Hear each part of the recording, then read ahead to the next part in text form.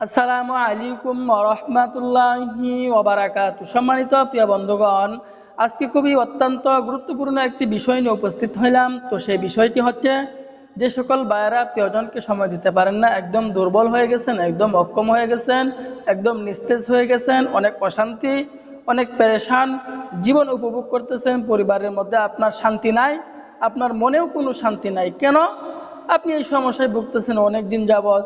তো সেই ভাইদের জন্য আজকে খুবই অত্যন্ত গুরুত্বপূর্ণ একটি গাছের বীজের কথা আমি বলে দিব। এই গাছের বীজ যদি আপনারা এই নিয়মে সেবন করতে পারেন, ইনশাল্লাহ আপনার উপকার হবে। এবং যে সকল ভাইদের বয়স বেশি, 50-60 বছর হয়ে গেছে, আগে আপনি সপ্তাহে 2 থেকে 3 বার সময় দিতে পারতেন, কিন্তু এখন একবারও সময় দিতে পারেন না, এমনই দুর্বল হয়ে গেছেন, এমনই অক্ষম হয়ে গেছেন, এমনই নিস্তেজ হয়ে গেছেন, আগে আপনি এখন একবারও সময় দিতে পারেন না। আরেকটা বিষয় বলে রাখবো, যে সকল যুবক ভাইয়েরা, যে সকল মানুষেরা ওয়ান টাইম বড়ি খাইতেছেন, এই ওয়ান টাইম বড়ি যে আপনার জন্য কতটুক ক্ষতি করতেছে আপনি নিজেই টের পাবেন পরবর্তী সময়। এখন তো আপনি সেবন করতেছেন, আপনার উপকার হচ্ছে, কিন্তু পরবর্তী সময় দেখবেন অনেক ক্ষতি হয়ে যাবে, অনেক সমস্যার সম্মুখীন আপনাকে হতে হবে। এবং যে সকল ভাইয়েরা বিভিন্ন লাইনে আগে আপনি করছেন, এই কাজগুলো করে ফেলছেন, এখন আপনি বিয়ে করতে ভয় পাইতেছেন, তো তাদের জন্য আজকের এই গুরুত্বপূর্ণ আজকের এই গাছের বীজটি আমি যে নিয়মে বলে দিব, এই নিয়মে যদি সেবন করতে পারেন তাহলে অবশ্যই অবশ্যই আপনার উপকার হবে। গাছ কখনো বেঈমান হয় না, মানুষ বেঈমান হতে পারে, গাছরা কখনোই বেঈমান হয় না। তো যে গাছগাছালি ছাড়া কিন্তু আমরা বেঁচে থাকতে পারবো না। ডাক্তার বলেন, ইঞ্জিনিয়ার বলেন, কবিরাজ বলেন, সকলেই কিন্তু এই গাছগাছরা থেকেই ওষুধ তৈরি করে, এরপরে সে না অন্য জিনিস কাজে লাগায়, মেডিসিন দেয়। তো এই গাছগাছরা থেকেই সকলেই কিন্তু ওষুধ তৈরি করে, গাছগাছরা ছাড়া ওষুধ কিন্তু ভাই তৈরি হবে না, কোনোভাবেই সম্ভব না। গাছগাছরা ছাড়া কখনোই ওষুধ কেউ তৈরি করতে পারবে না। যে সকল ভাইয়েরা বলে গাছের কোনো ক্ষমতা নাই, আমি বলবো তাদের ঈমান নাই, তাদের ঈমান নাই। গাছ যারা বিশ্বাস করে না তাদের ঈমান নাই, যে গাছগাছালি ছাড়া কিন্তু আমরা বেঁচে থাকতে পারবো না। আল্লাহ তাআলার উপর ইয়াকিন রেখে, বিশ্বাস রেখে আমাদেরকে আমল করতে হবে, কাজ করতে হবে। রোগ যেহেতু আমার, রিস্ক আমাকেই নিতে হবে, আমল আমাকেই করতে হবে। কে কি বলল সেদিকে আমাদেরকে কর্ণপাত করলে হবে না। আজকের গাছের বীজটি অত্যন্ত গুরুত্বপূর্ণ, অত্যন্ত পাওয়ারফুল হবে। আজকের এই গাছের বীজটি আমরা কিভাবে তৈরি করব, আগে আমরা প্রথমে গাছটিকে চিনে রাখবো, চিনে রাখার পরে আমরা এই গাছের বীজটি কিভাবে তৈরি করব, তৈরি করার নিয়মটি আমি বলে দিব ইনশাআল্লাহ।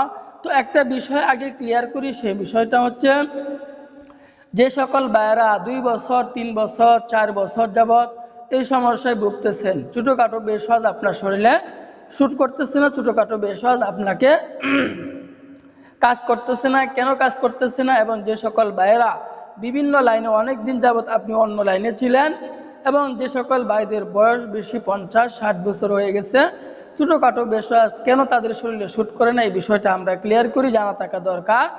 কারণ আপনার সমস্যা বেশি, আপনি নিজেই প্রশ্ন করুন, আপনি নিজেই প্রশ্ন করুন যে সমস্যা বেশি হলে ছোটোখাটো বেশওয়াজ কাজ করবে না, হাই কোয়ালিটির বেশওয়াজ নিতে হবে, হাই কোয়ালিটির বেশওয়াজ নিয়ে সেবন করতে হবে। যেমন মনে করেন একজন মানুষের যদি বড় ধরনের রোগ হয়ে যায়, তাহলে কিন্তু নাফা বড়ি কাজ করে না, H+ তাকে কাজ করে না, তাকে বড় ধরনের ওষুধ নিয়ে সেবন করতে হয়, অ্যান্টিবায়োটিক নিয়ে সেবন করতে হয়। সেবন করলে এরপরে যদি আল্লাহ তাআলা চান তাহলে ওই সমস্যা হইতে তিনি মুক্তি পান। ঠিক তদ্রূপ ছোটোখাটো বেশওয়াজ আপনার শরীরে শ্যুট করবে না, আপনাকে হাই কোয়ালিটির বেশওয়াজ নিয়ে সেবন করতে হবে। হাই কোয়ালিটির বেশওয়াজ কেবলমাত্র আমরাই তৈরি করছি, তাও আবার ন্যাচারাল প্রাকৃতিক উপাদান দিয়ে, কোনো পার্শ্ব প্রতিক্রিয়া নাই, নিশ্চিন্তায় নির্দ্বিধায় নিয়ে আপনি সেবন করতে পারেন। আমি বলবো ভাই, টাকার মায়া করতেছেন, পরবর্তীতে দেখবেন লক্ষ লক্ষ টাকা খরচ করেও আপনি এই সমস্যা হইতে মুক্তি পাবেন না। এজন্য রোগ যেহেতু হয়ে গেছে, আল্লাহ তাআলা রোগ দিচ্ছেন, রোগ দেওয়ার পরেও প্রত্যেকটি রোগেরও নিরাময়ের ওষুধও আছে। তো আপনি আমাদের সাথে যোগাযোগ করেন, কন্ট্যাক্ট করেন, আপনি আমাদের কাছ থেকে একটি প্যাকেজ নিয়ে সেবন করেন। আপনার যত বড় রোগ হোক, যত বড় সমস্যা হোক, আল্লাহ তাআলার উপর ইয়াকিন রেখে, বিশ্বাস রেখে বলতেছি, এই প্যাকেজের মাধ্যমে, এই ওষুধের মাধ্যমে আপনি এই সমস্যা হইতে মুক্তি পাবেন ইনশাআল্লাহ। যারাই নিতেছে তারাই কিন্তু এই সমস্যা হইতে মুক্তি পাইতেছে। তাহলে আপনি কেন বসে আছেন? জীবনে তো অনেক টাকা পয়সা নষ্ট করছেন, অহেতুকভাবে, অনর্থকভাবে, যেভাবে ইচ্ছা এভাবে টাকা নষ্ট করছেন। তো একটা প্যাকেজ নিয়ে আপনি সেবন করুন, জীবনকে উপভোগ করুন। জীবন দিচ্ছেন আল্লাহ, হায়াত দিচ্ছেন আল্লাহ, জীবন থাকতে হায়াত থাকতে কেন কষ্ট করবেন? ওষুধ সেবন করুন, পরিবারকে উপভোগ করুন, নিজেকে উপভোগ করুন। তো আজকে আমরা এই ভেষজটি কিভাবে তৈরি করব, এই গাছের বীজটি আমরা কিভাবে খাবো, খাবারের নিয়মটি আমি বলে দিচ্ছি। তো এই গাছটির নাম হচ্ছে, আমরা যেটাকে বলে থাকি বটবটি গাছ, বরবটি গাছ, অনেকে বলে থাকে বরবটি গাছ, অনেকে এইগুলোকে আমরা বটবটির গাছ বলে থাকি। তো এই বটবটির গাছের যে একটা লতার মতো হয়ে থাকে, দেখবেন লতার মতো যে হয়ে থাকে, এটার ভিতরে দেখবেন বীজ থাকে। এই বটবটির বীজটাকে আমাদেরকে নিতে হবে। এই বটবটির বীজটাই হচ্ছে আমাদের মূলত কাজ। তো এই বটবটির বীজ আমরা সংগ্রহ করে ফেলব।